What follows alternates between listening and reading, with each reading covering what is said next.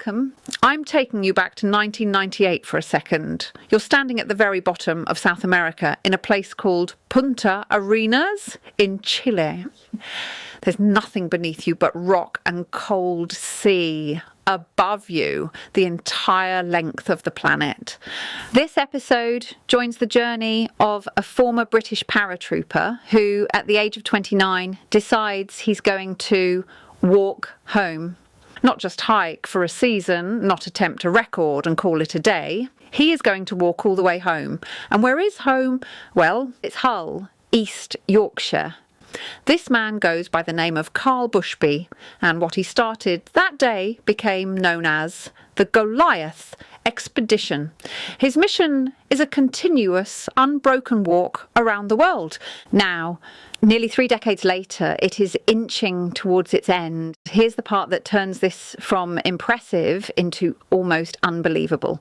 Bushby made a rule, one rule that governed everything. No motorised transport, no car, no bus, no train, no ferry. If there was water, he'd swim.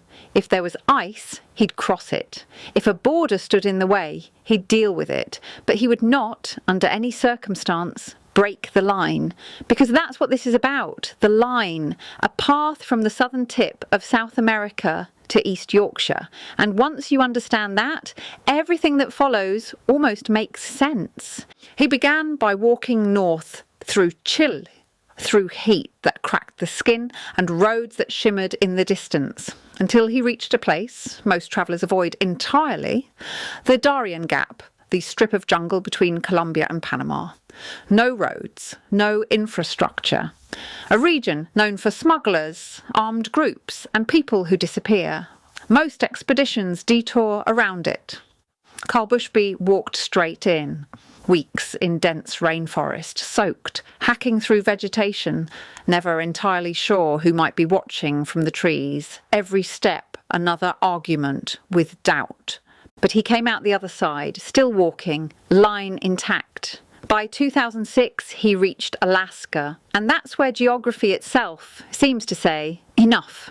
Between Alaska and Russia lies the Bering Strait. Freezing water, shifting sea ice, temperatures that don't forgive mistakes. For most of us, that's the point where you book a flight.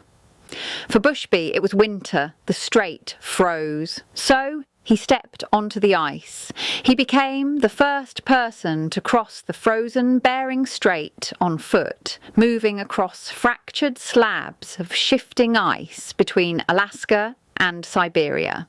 Not for spectacle, but because that was the only way to keep the line unbroken. And then came a different kind of wilderness.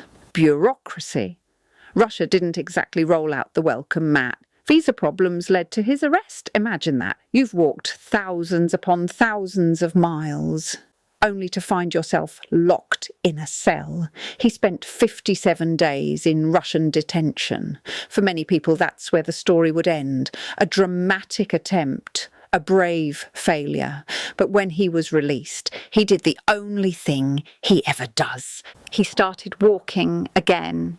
Years turned into decades. Sponsors appeared and vanished. Money ran dry, borders closed, visa bans stacked up, political tensions blocked his path. But the rule remained, no breaks in the line. And then, in 2024, he faced one of his most extraordinary obstacles yet. A diplomatic impasse between Russia and Iran threatened to snap the route in two.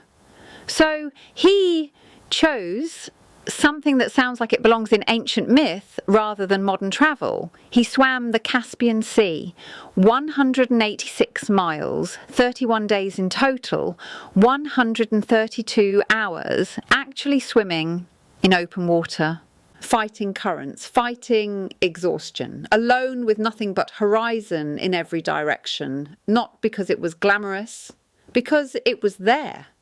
And that's right, because it kept the line alive. In 2025, after roughly 36,000 miles and 27 years on foot, Karl Bushby, now 54 years old, is getting closer to home. The walk has never quietly skipped a section for convenience. It's one continuous thread. stitched across the globe. There's something ancestral about that level of commitment. No convoy of vehicles, no dramatic soundtrack, just a man, a rucksack, and an idea that refuses to bend. Storms, jungle, ice, prison cells, empty bank accounts. None of it changed the simplicity of the mission. Keep walking. And at some point, in late 2026, if everything holds, he'll step back onto British soil and walk the final stretch to Hull. He won't fly in. He won't sail in. He'll appear the way he's appeared everywhere else for nearly 3 decades, out of the distance, walking, and the line, at last, will be complete.